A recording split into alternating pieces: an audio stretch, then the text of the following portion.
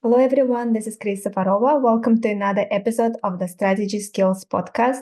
Our podcast sponsor today is strategytraining.com. If you want to strengthen your strategy skills, you can get the overall approach used in well-managed strategy studies. It is free download. Go to firmsconsulting.com/overall approach. And if you need to improve your resume, if you are looking for another role, you can also get McKinsey and BCG winning resume example. It is a resume that got offers from both firms. It is also free download. Go to firmsconsulting.com/resume PDF. And today we have an amazing guest with us, Laura Martin. Laura is the Executive Productivity Advisor in the Office of the CEO at Google and author of a book, Uptime. She coaches Google's top executives on the best ways to manage their time and energy. Laura, such an important topic. Welcome to the show. Thank you. Thanks for having me. Laura, so let's start with maybe just very briefly discussing how you ended up even focusing on productivity. I know it's a very, very important topic, but you worked in sales, product operations, event planning, and you have been with Google for 13 years. So how you ended up focusing on productivity? So when I started in a sales role at Google, I did on the side what we previously called 20% projects. So you can spend a little bit of your time each week, focus on something outside your core role. So I was managing my inbox in a way that was helpful for receiving tons of client emails when you're on the sales team, lots of moving pieces. And so I started getting requests for people to have me train them on how I was doing email. And that started evolving into, well, how are you managing your time? How are you hitting your targets and, not being the last person here every day? And so I started developing this series of trainings on the side of all of these other jobs I had, which eventually led me to working with executives and developing the Productivity at Google program, which was a large umbrella of all these trainings and newsletters. And that became my main focus, even though it started as a side project that I was just passionate about. So you were just a superstar at productivity and people asked you, please help us. And over time, it just became clear that your time will be best spent helping everyone else within Google to be very, very productive. Totally understand. Yes, I think it was a lot of people ask me, like, do you study productivity or, what got you started on this and how did you learn all of this? And I was actually meeting with internal and external people when we would launch our products at a company. I would meet with their C-level executives. And I met with one exec and he was like, it's interesting that you think your skill is email and calendar, because I can tell from the way that you're explaining all of that this is how you approach all subjects in your life. And I was, that was like one of a big moment to me, because I was like, wow, you're right. I bake cookies this way. I'm like, we're going to frost, and then we're going to sprinkle, because that will save the most time. And, it's like always the way that I'm thinking, just like, how can you get the most done and be the most productive in a way that makes you happy? And so that was like a light bulb moment for me. And it just kind of unlocked, how am I doing all these different things, whether it's time management, meeting management, and that's what developed, kind of like blew up the course from the start of email. Laura, and it's been very productive, something that was easy for you throughout your life, or is it something that you struggled with and you had to figure it out for yourself and then other people started asking you for advice? I think the first part is just defining what it means to be really productive. So a lot of times when I'm starting in a big group and, I ask people to close their eyes and think of the most productive day that they've had in a long time. And then I have people open their eyes and I say, okay, raise your hand if it was a day where all you did was watch TV the entire day. And of course, no one raises their hand, because our definitions of productivity is really usually about how much are you churning off your to-do list? How much are you checking off? And output, like that sort of measuring. And I think if my argument would be, productivity means setting the intention to do something, doing it really well, and setting aside the right time to do it. So if you said, hey, I really want to finish my favorite series, and I set aside a whole Saturday to do that, and then I did it without distractions and really enjoyed it and felt relaxed, that would by definition be a productive day. So I think that, it's come to me naturally in the sense that I've been really good about saying, what's really important to me? What am I getting the most ROI on, where I'm spending my time and things like that? And then I think, in the business world, that can look different when you're talking about other people's time and working with, different teams and things like that. So I think that that's where it really developed into how can I be productive in a work environment? Laura, and it all started with you being really good at managing your email inbox and managing your calendar. What are some of the things that you were doing differently from other people that allowed you to be so much more productive?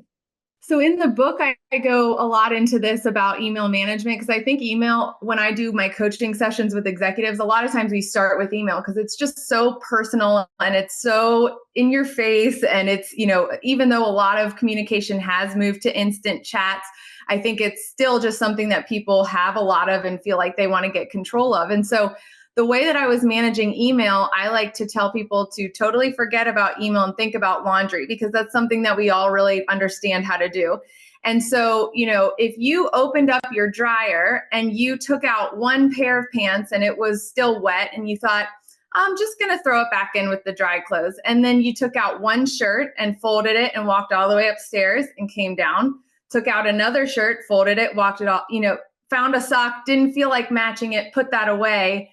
It would just be like constant. You're like digging through your laundry. You don't really know what you've touched before. You don't know what to do with these things next. You're not putting together piles. And so when people hear that, they're like, gosh, that's such an inefficient way to do my laundry.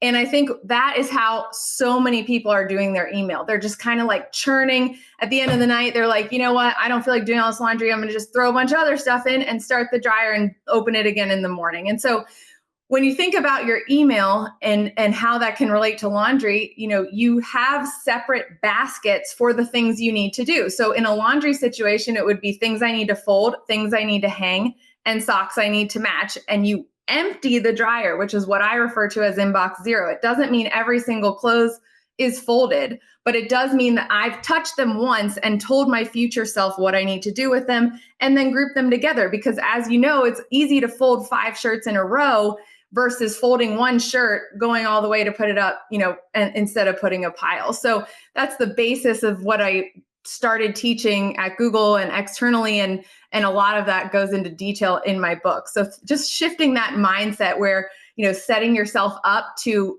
lose less energy on the same process of answering email. And so when you select and group certain emails, do you put them into a subfolder and then you plan to get to it when you have time? Yes. And so that's a great language that a lot of people use when you have time. So the next piece, opens up into calendar. So I've sorted my laundry baskets, and now are they just going to sit around while I go to meetings all day? When am I going to have time to fold them? So then the next piece is actually being really intentional about your time. And what happens is because you have your email already sorted into things I need to just read, you can actually put that in your schedule as something to do at a place that feels supernatural. So if you have this really big work block in the morning where you're high energy, you just had your coffee, you have no interruptions, and you start reading industry articles, that's not the best use of time. If you have, that slump in the afternoon, maybe where you have 15 minutes between meetings, you're not going to start anything super meaningful. That's a great time to dive into that basket and look at those emails. So you actually are setting your future self up for success by splitting those up that way. And then by putting that time in your calendar as if it's a meeting, you're actually meeting with your inbox. So you're actually setting through that time instead of just what a lot of people do, which is whenever I get to it, which ends up being, maybe the nights or weekends, and it adds up. Laura, and for yourself, when do you find it is most productive to actually go through your emails and get them to inbox zero? Do you do it multiple times a day? How do you manage it? Yeah, I do always the first thing in the morning. So when I sit down, I kind of clear through, and I should say first thing in the morning when I start at work. I don't look at my email first thing in the morning. That's also something I talk about in the book. But when I sit down at my desk, I go through my email. But the important thing is separating, sorting, and answering and reading as separate activities. So at that point, unless the email takes maybe less than a few seconds to respond, I'm not responding, because then you kind of get tied in. That's that like folding a shirt and, in the middle of sorting your baskets, it's not the right energy shift. And so I just know that I'm just putting things in their baskets. I do it first thing in the morning. Then I typically have some time to go through my needs a response, bucket that I've already put. And then I always look at my email. Usually, I'm keeping an eye on it, but I sort it through again, maybe once at lunch, and then always at the end of the day. That's my chance to go through one more time, getting to inbox zero. I also have a things I'm waiting for basket, and that's something I go through always at the end of the day and bump up to people and say, hey, I'm still waiting on this, or hey, you told me you might get this to me, so anyone that works with me knows that I never forget an action item that's owed to me. And that's because that's part of my routine, that end of the day, clear, check, bump up things I still need. Laura, and for most people who are in leadership positions, what are some of the baskets you would recommend they have? So you mentioned needs a response, things I'm waiting for, any other ones you feel people should have? Yeah. So in the book, I label them respond, which means you are needed to answer that email. So you plus time would be enough for you to get back to that email. And then read, which is usually does not require an action from you. So it's just something you'd like to read. If you never got to it, that was where industry news, updates, things like that. And then revisit is the other section. That's something that you need to bump up to somebody else. Like there's an action item or a timeline that's preventing you from being able to respond right now. So it's something you keep an eye on maybe a daily or weekly basis so that you revisit it, but it's always visible so you're not forgetting. So those are the three buckets that I always start people on. And then, of course, the archive or delete, which is where all emails go to die. That's where you want them to go. It means the actions are all completed. And so, those are all separate from your inbox. And where people get in a little bit of trouble is where new emails are coming in with things they know they need to read and they've already looked at, with things they know they need to respond. And now your brain is trying to understand, did I just mark that as unread because I've never seen it, or because I already read it and I want to remember to see it again? And so those are typically the three starting baskets separate from your incoming inbox. This is so valuable. Another very important area where people really struggle, and I think you can provide such a valuable advice there, is list management. So to-do lists. And I know you have a system of how to do it. Maybe you could talk us through it. Yes. So anytime that I've read productivity books or heard people talk about making lists, it always frustrated me because it was like very general. I was like, oh yes, keep a list or do a brain dump. And, I saw my book as a chance to not just talk about the big picture things, but what are the recipes? Like, what should I sit down and do piece for piece? How often, when, what should I be writing down? And so that was something I really wanted to include in the book, was like the full circle, how you manage all of your to-dos. And not just, so a lot of people ask me, well, is this your work to-do list or your personal to-do list? There's only one you. And so there's only one brain, and all of those mental notes are coming up all the time of things that you need to do. So you can only have one system. Otherwise, you're starting to get like, I don't know, I put that on my personal list, but now I'm at work and I didn't see it, and et cetera. So in my chapters, I talk about what I call the list funnel, which is basically starting with a high level of everything that I need to do in certain categories. And so things that I want to do on the computer in my personal time, things that are physical around my house, things that are errands out and about, things that are work, computer things I need to do. So there's some suggested options that I have for those groups. But the most important thing is not just making a list of all of them mixed together, because it's harder then to say, oh, I have 3 phone calls I need to make, but gosh, they're spread out all over this list. So once you have that big list, then you're working off that list. That's what I call the main list. And it's something that's like a dashboard that's just always something you have. It's a list of every action item that you have, deadlines if that's something that is necessary for that. And then you work off that list weekly and daily. So at the beginning of a week, you have a list of everything that you need to accomplish now or in the future. It's varying timelines, and you get to pick from that list. Now, what am I planning to accomplish this week and when?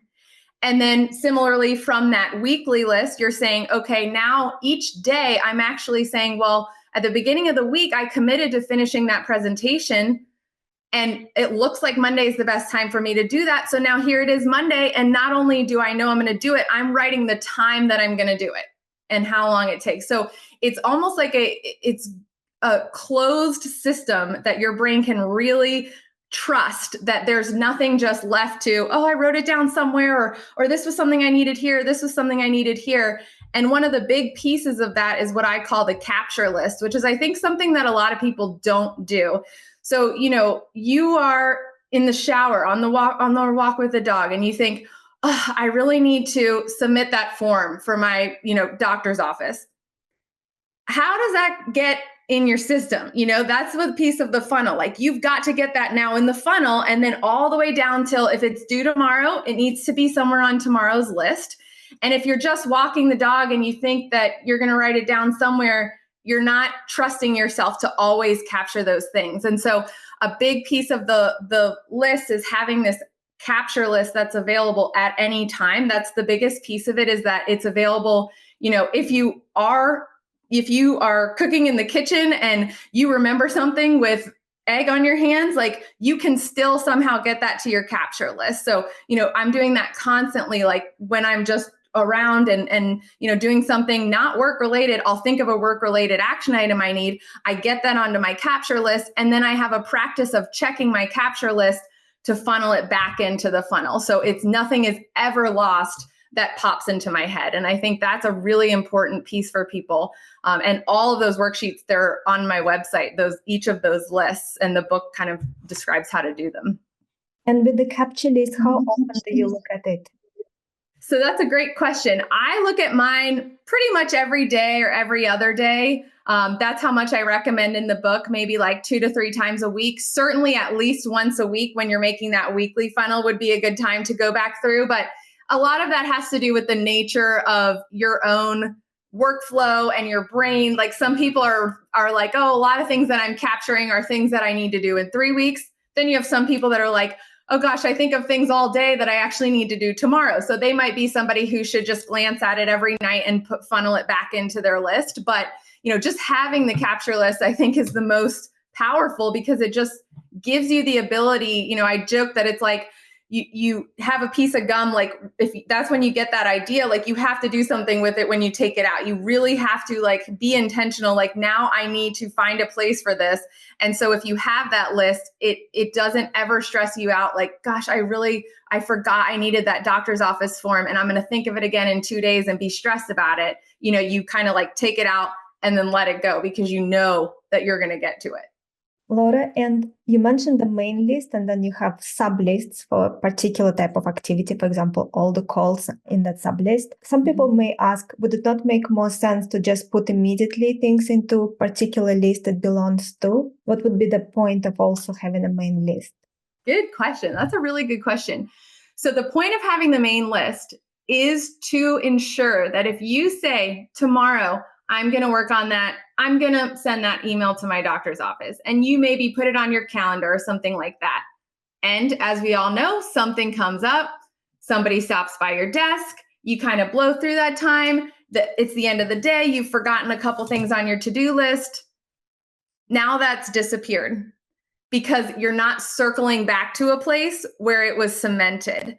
And so if you have it, and so there are action items where I say, like, let's say we're in a meeting right now and you ask me to do something by the end of the day, I wouldn't put that back on my main list. I would write that right here on my daily list and make sure that that's something I finished today.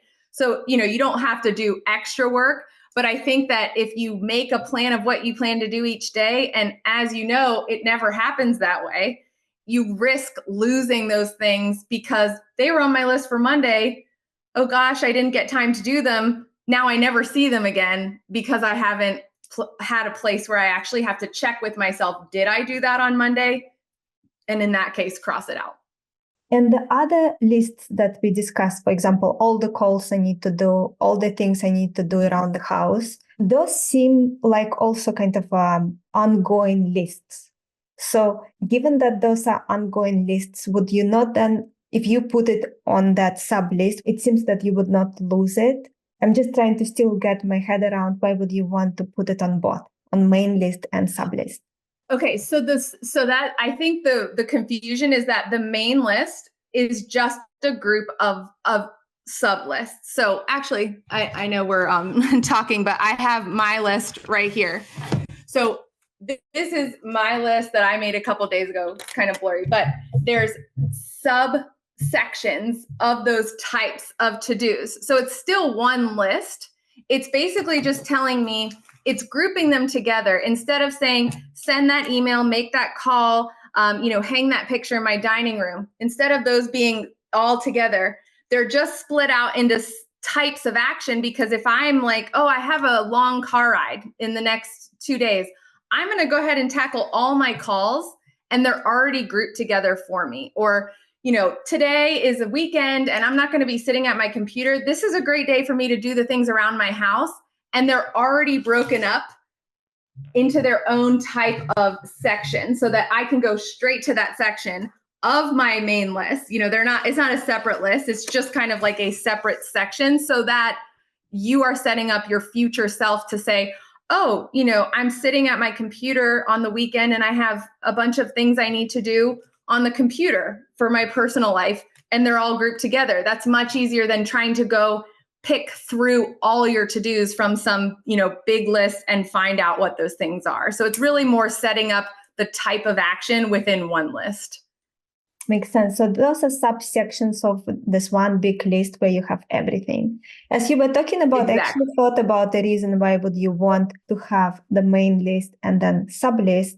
So for example, if you have a particular task where you have a lot of items, one is a call, another one is something in front of computer, another one is research, another one is reading, then you can have them all together grouped on your main list. So you have it all together, all the steps, the critical path to get to the final goal.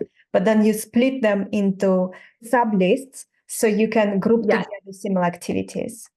Exactly. That's exactly what it is. So if I come out of a meeting and one of my actions is to call somebody and one of my actions is to send an email, they're both making it onto this paper. They're just going into separate sections so that I can do all my calls at once, and it just kind of like, it's making the list for yourself because you're looking at it saying, okay, I have time to, or I have errands I need to run. They're all right here. I can see them, versus it being in a group of, this is what I got out of this meeting, 5 things. That's harder for yourself to look at and decide what to do. Laura, and then in terms of actual way of keeping those lists, so you have it in a physical journal. Is this what you recommend, or is it just your preference, but most of your coworkers actually use computer spreadsheets?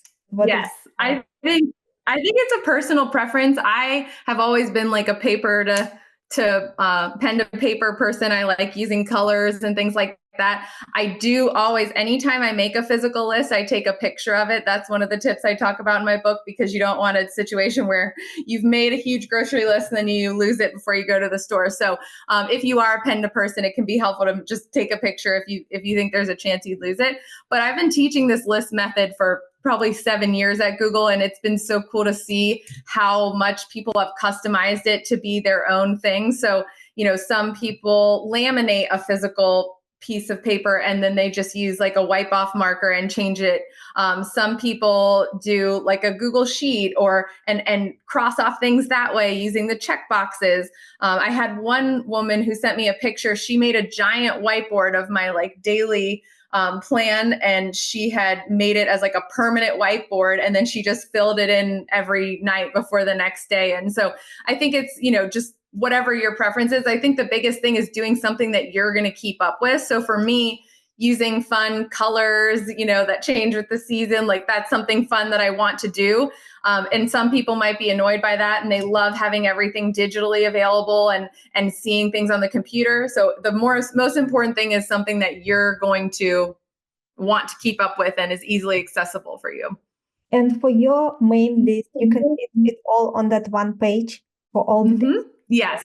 So I think of it as like a dashboard. Mm-hmm. And how often do you create a new one? Is it every week? So that's a great question. It's so at the beginning of each week, which I talk about this in the book, like what does your list routine look like?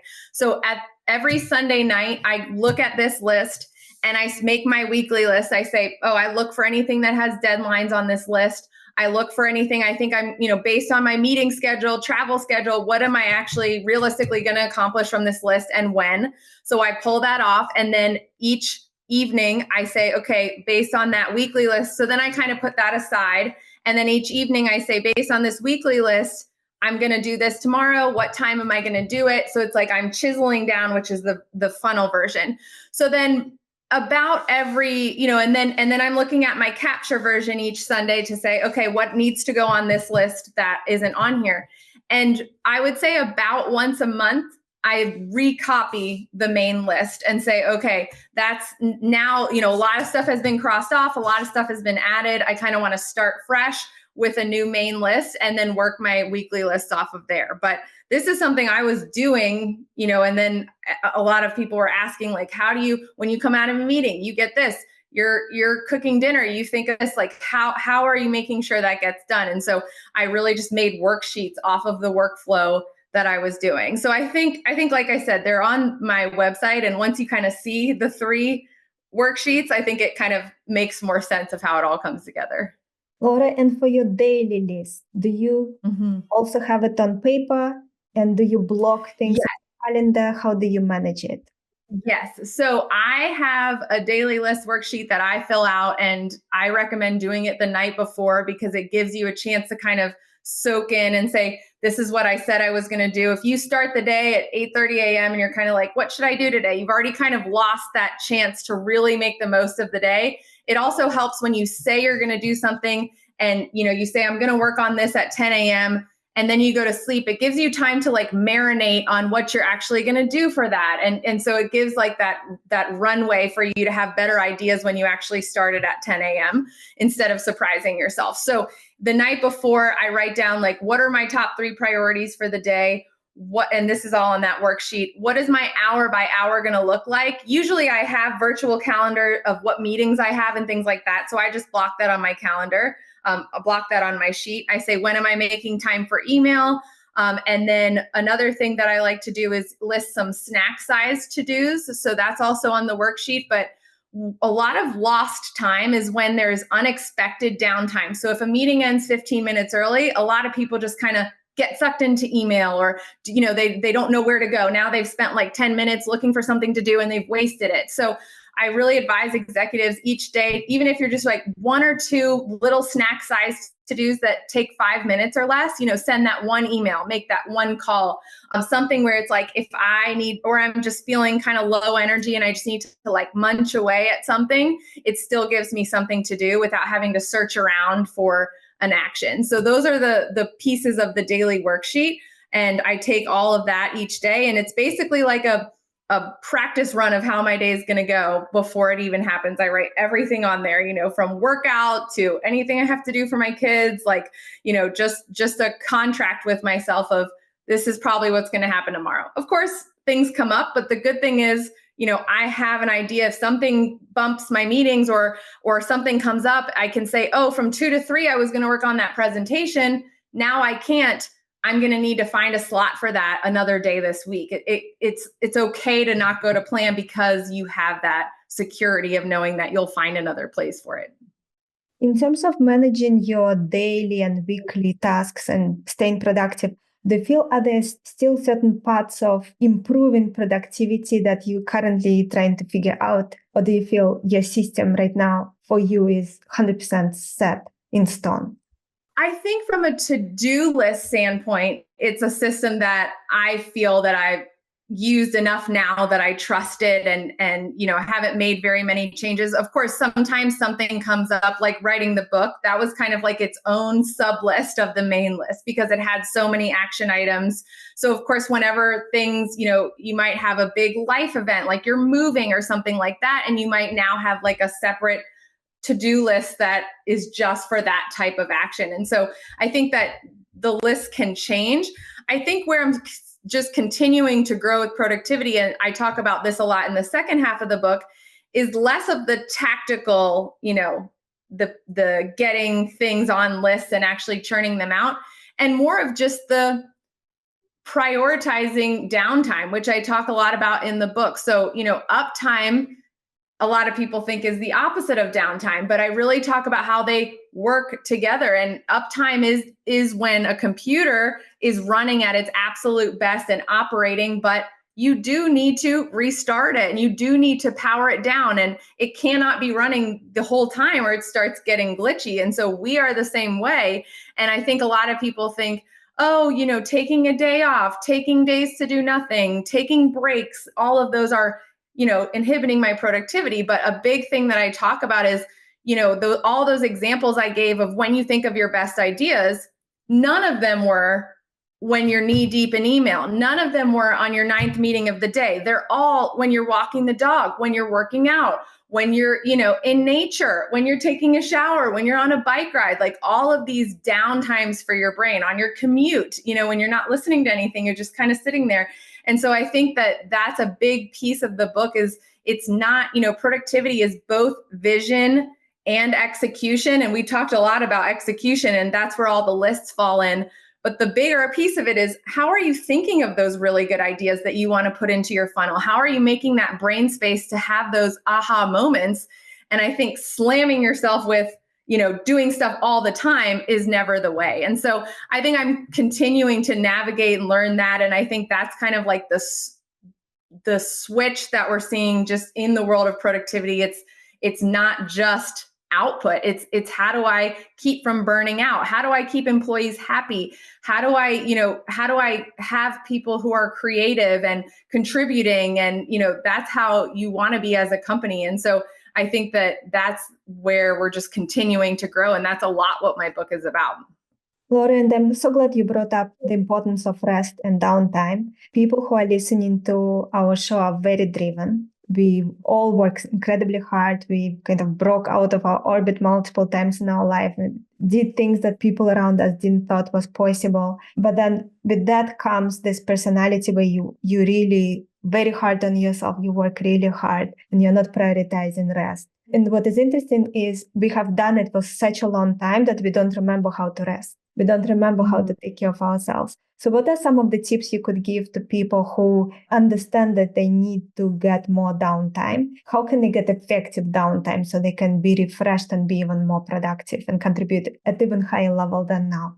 Yes, that's a great point. And I think during all my coaching, I think I used to think, the most important people, the brightest people, the most driven people are the busiest, in the sense that they have the most packed calendars. And I think that in now all of my coaching of these C-level people, I actually see the opposite, where it's, some executives have days to just think, because they know that that's going to be their biggest contribution to the company versus attending another 6 meetings that day or whatever it is. So I think that it's important to recognize that, that is common, and that is kind of the best way to push yourself forward is saying, like, what is it for me that really helps to decompress? And like I mentioned, where do I think of my best ideas?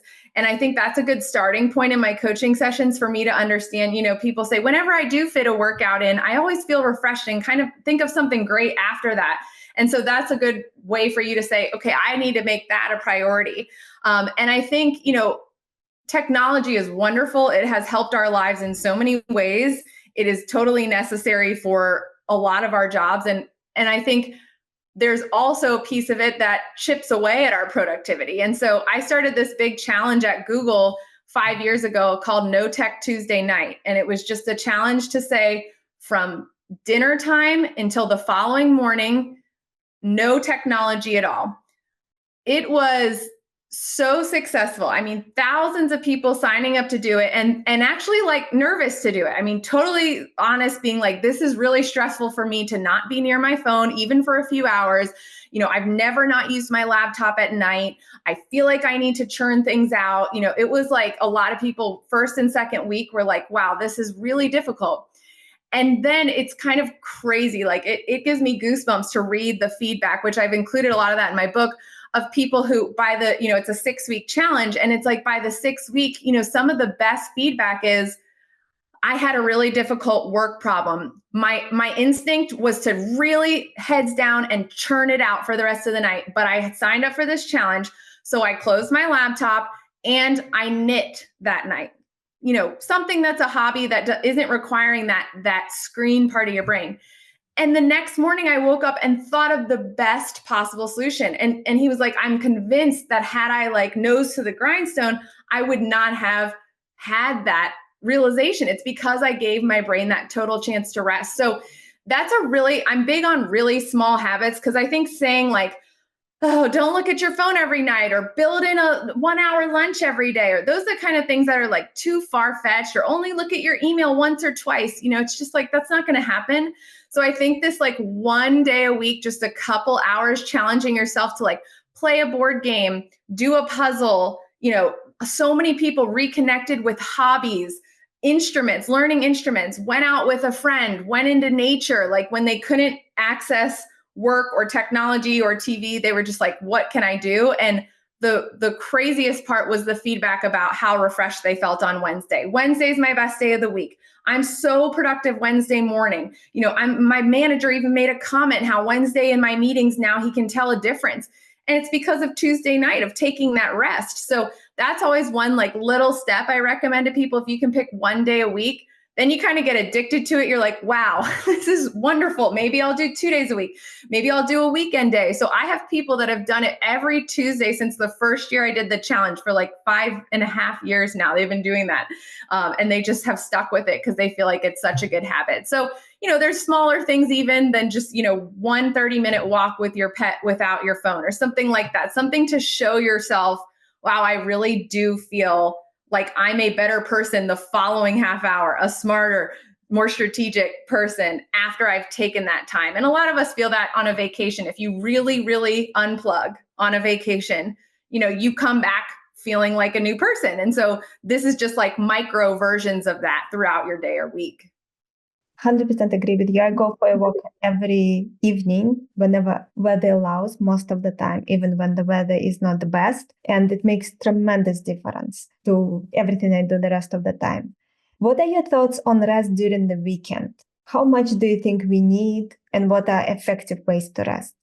Yeah, I think that's kind of a personal question, because some people, don't like walking or don't like being outdoors. And so I talk a lot in the book about energy points, and it's basically like a bank account. Like you only have these certain amount of energy points to spend each day. And sometimes you can waste them on things like emails you don't need in your inbox or meetings you don't need to attend. But there are also ways to gain additional energy points by doing things like a walk. And so I think that the first piece of it is just saying like, where am I at in my energy point bank account? Like, what is it looking like? A lot of people are like, I'm feeling really depleted, or I'm actually feeling good. I just got back from a trip. Now I'm energized, things like that. But then a lot of what I do in my coaching sessions is just asking people like, what are the 3 activities that you do that make you feel most energized? And so I think that those are things that you can make sure you want to prioritize, whether that's a walk. You also don't want to unplug so much that it causes additional stress. So I work with a lot of senior people who feel like they need to look at their email each day of the weekend, and that's totally fine. That's why I think it's like creating those boundaries where you're not looking at it every 10 minutes. You're maybe taking a 3-hour break every Saturday morning where you're offline, whatever that is for your job or your role, finding those things that make you feel unplugged, and just being aware of what really drains my energy. So I think that one of the things I talk a lot about is setting boundaries and saying no to things. And that can even mean, saying no to weekend plans. That can mean like you get invited to a birthday party over the weekend and you're like, that actually will really draw from my energy points. And this weekend, I really just need to go get a massage or whatever it is for you and some people are super energized by seeing friends and going out. And so I think it's just being really aware of what is your best energy ROI activities, prioritizing those, and then feeling really comfortable saying no to other things. And I was a recovering say yeser to everything. So it was really hard for me to learn saying no. And so similarly in the book, I don't just say like, here's some ways to say no. I actually write out sentences like, you can copy and paste these into your emails. You can text your mother-in-law this sentence if you don't want to go to dinner, whatever it is, because I felt like I needed those like sure examples of how to say no and still be friendly because you want to keep that social capital, whether it's with colleagues or friends. So what are the best? I think I have 5 different ways to say no with exact scripts of how to use them. And that was an article I posted internally at Google and was super popular. And so I included it in the book because I think that that's one of the best ways. It's not always about what you're doing, but what you're not doing that can give you more energy. We spoke about managing your monthly schedule and weekly and daily. I feel we have to cover the annual goals. So maybe let's talk a little bit about that, how it's all connected, how you recommend people do it. So I am not a big goals person, which surprises people because I feel like goals feels almost like it has a little tension, like it's something that I haven't accomplished, it's far away, it's something that's so big I might never do it. So I'm way bigger on like intentions and kind of like what is your current intentions? And I think that a year is kind of a really long time to estimate what your intentions might be for 12 months. So I almost never make like annual lists. I think it's fun to make visions of like, my husband and I have places we want to travel one day and things like that. But I think, even over the last year, I moved twice, had a child, and wrote a book. It's like all those things, like my intentions changed. What I think is pretty much every 3 months. So I think that's like a quarter. I think there's a reason we run in quarters as a business. So I think that you can have things that you really want to do in the big picture. So something like learn piano, that may be like a year goal or something because you're like, oh, that's something I want to get to. So I still recommend including that on your main list because you want to be reminded every month that you want to learn piano. Is this the right month for me to finally make that call? If so, I'm going to put it on my calls list. So you do want to be reminded of those big picture things because I think everybody has like a someday maybe list that they want to accomplish. And then I think from there, you're kind of just shifting to, one thing I always ask executives, it's the very first question I ask them, what are your 3 priorities right now? What are your top 3 priorities right now? And that is so helpful to frame conversations because, I might say, hey, I see you're spending a lot of time with John on your team. You're really spending a lot of time. One of their top priorities could be helping John get promoted. And like, they didn't tell me that. And so I think just having that lens of what are your 3 priorities right now, asking yourself that. And I tend to think about every 3 months is when those might change. And so I think, having that conversation with yourself, in the book, I talk about how one time I was super overwhelmed and my husband kind of jokingly, because he had read the book, was like, well, what are your top 3 priorities right now? And I listed off 6. And he was like, well, that's why you're really overwhelmed right now. It's like, you know what? You're right. I got to push this thing to another time. I got to find someone to help me with this.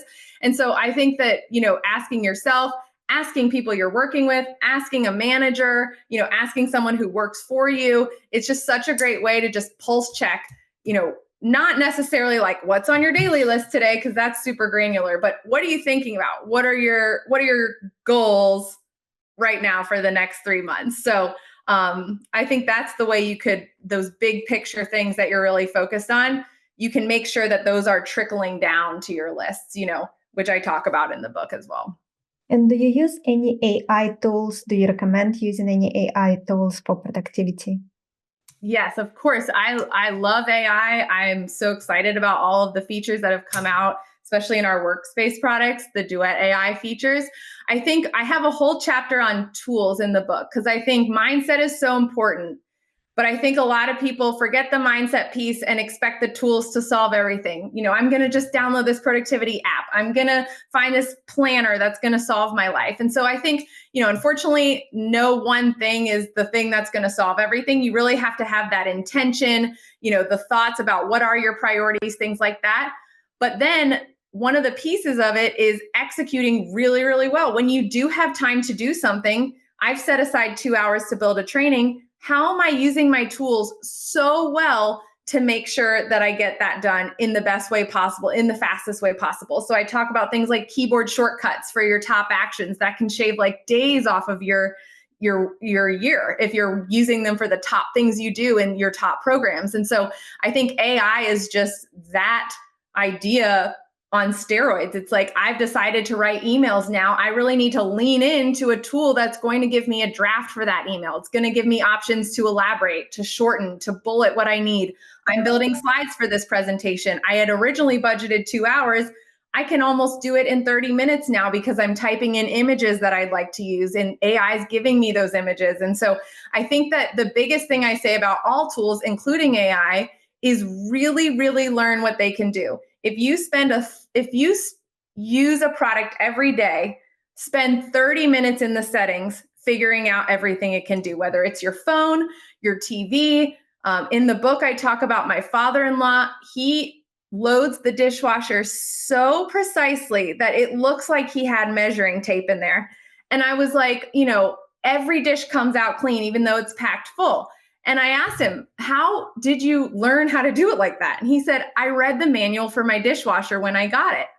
And that's just kind of crazy because nobody does that. Yet you're using that product every day. And think about how many more clean dishes that he's had in his lifetime because of that, because he read the manual for 15 minutes. So I feel like whether it's your dishwasher, very much so with AI now, see what it can do, like really dig in and say, what are the top 10 things I should be doing with AI when I'm in this product, and read about it, because it's like that little bit of investment up front is going to pay off so much later on when you really understand the power of the tools.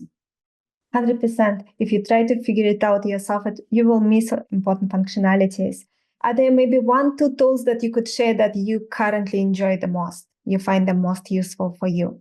So I love the email feature that drafts for you. So that's built into Gmail now. It's called Help Me Write. And so when I'm responding to an email, I feel like that's particularly helpful because it already has the context of what the person said to me. So it's, really good at saying, what would I probably say? I also tend to use a lot of like exclamation points and smiley faces, and it's learned that, like, it knows my style. And so I'm always like, oh, that's exactly how I would have said it. And so that's definitely one of my favorites.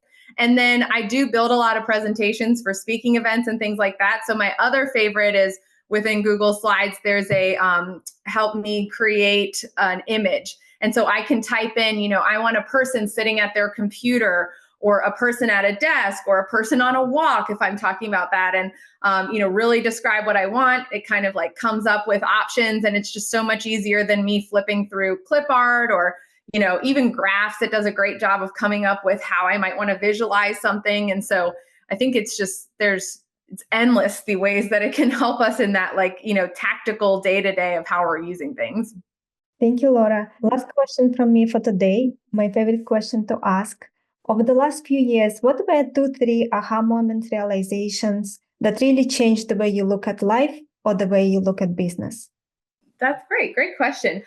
I think one of them we touched on a little was, when that executive kind of told me that my focus on email, or saying, I'm really good at Gmail, that was really narrow scoped, and that it was kind of a way of thinking. And so that was a huge aha moment for me, because it just allowed me to zoom back and say, this is exactly how I like run everything in my life. Is like, I create a system for it, and then I follow it, and I tweak it. And, that's something that I can teach people how to do. And so I think that one conversation shifted my thinking of how can I help people feel this sense of uptime that I talk in the book. This, I'm on top of it. I have a lot to do, but I'm doing it well. I'm not overwhelmed, so it's like having those systems creates that feeling. And I think that conversation kind of showed me this is so much more than email. And so that was a big kind of like growth moment for me, aha moment.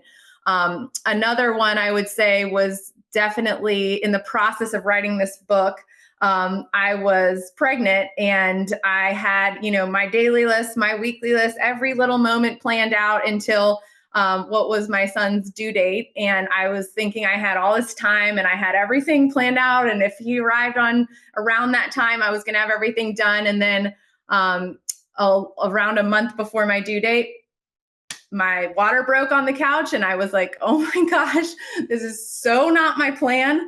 So I say even the best planners ever can't plan when babies come. And I think that was just like took me out of my little perfect system. And, it was a total wrench in like what I had planned about finishing the book and the chapters and, all this stuff I wanted to do. And I think it just taught me more skills about flexibility. And just like the good piece of it was that I did have kind of like a system. I didn't look at it for weeks because I was now with a newborn, but I did have everything that I wasn't doing written down, which is just as powerful as if you're actually doing it, because I was able to pick back up when I was able to. So it gave me some practice and, mega flexibility and when things just go awry. And of course, my thoughts were around, I hope everything's okay. This is super early, and so it's just another reminder that, life is just never going to go as planned. And all you can do is like have your systems, get back on track, focus on what is most important, which at that time was obviously him. And so I think that was a kind of like a big moment and like a good learning moment, because I'm sure that things like that happen to so many people and you just can't plan every day. You can't. Thank you so much for sharing those insights and for everything you shared today. Anything else you want to share? Maybe something you wanted me to ask you and I didn't. And also let us know how people can learn more about you, your work, where they should buy your book and so on.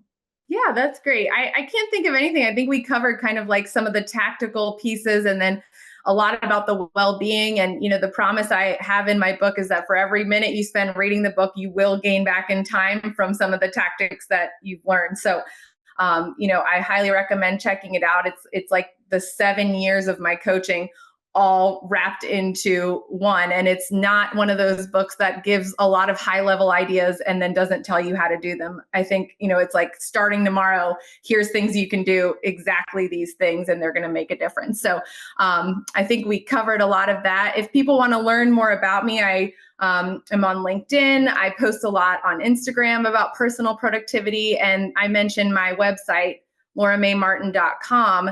And it has all of the resources that are mentioned in the book. So it actually has templates for those daily lists and weekly lists, ideas for meeting agendas, et cetera. So, that's a great place to start. Thank you, Laura. Such a pleasure to have you with us. Thank you for everything you shared. Such an important topic. We all can always be more productive, and it really helps to get tips from people like you who really care about how to be more productive. And you developed some great tools that people can implement today immediately. And it's not time consuming, it's not costly to do. So thank you for being here. Thank you for writing this book and sharing your knowledge in the book that can help so many people. Thank you. Thank you so much for having me. And for everyone, again, thank you so much for tuning in. Our guest today again has been Laura Martin. Check out her book. It is called Uptime. And our podcast sponsor today is strategytraining.com. If you want to strengthen your strategy skills, you can get the overall approach used in well-managed strategy studies. It is a free download. Go to firmsconsulting.com/overall approach. And if you want to improve your resume, get McKinsey and BCG winning resume example, a resume that ended up in offers from both firms. Also free download. Go to firmsconsulting.com/resume PDF. And I'm looking forward to see you all next time.